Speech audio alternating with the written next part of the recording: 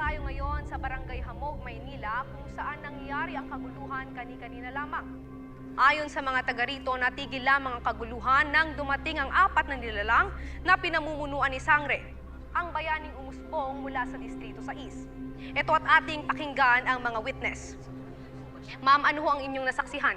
Hindi namin alam kung sino ang mga nanggugulo. Nakakatakot sila. Ang papangit. Sure ako, hindi mga tao yun. Mga kampo ng demonyo! Demonyo! Sir, bakit niyo ho yan nasabi? Isa ho ba kayo sa naging biktima? Ma'am, isa rin po ako sa mga natulungan kanina. Pwede po ba akong magsalita? Sige ho. Ano ho ang inyong nasaksihan, sir? Gaya po ng sinabi nila kanina, totoo, nakakatakot nga po yung mga dumating. Pero niligtas po ako ng isang matapang, mahusay na si Sangre. Sangre! O hindi dahil sa'yo, hindi ko alam kung anong nangyari sa akin kanina. Utang ko sa'yo ang aking buhay. Kaya salamat sa'yo, pati na rin sa mga kasamahan mo. Dahil sa katapangan ninyo, nandito pa rin kami lahat. Para naman ho sa mga kapwa ko biktima, magbibigay po ako ng 20 million pesos para po makapagsimula kayo lahat muli. Sir, 20 million? Napakalaking halaga ho nun, sir. Napaka-generous nyo naman ho. Sir, matanong ko lang, sino ho ba sila? Isang biktima. Kagaya ng mga nandito ngayon.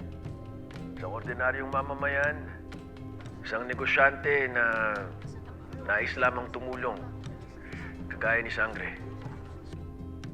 Kaya Sangre, huwag kang mag-alala.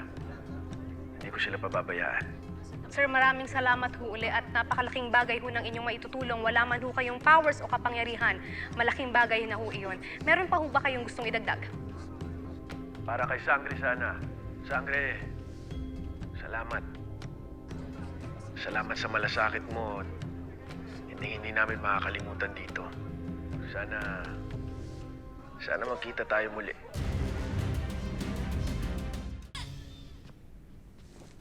Ter, bakit mo inalis?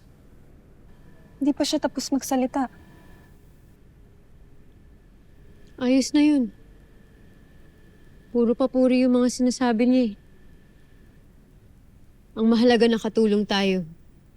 Magandang lalaki ang isang yun, Tera. At hangang-hanga siya sa'yo. Baka siyang nararapat para sa'yo. Ate, tinulungan ko lang yung tao. At wala tayong oras para sa mga ganyan.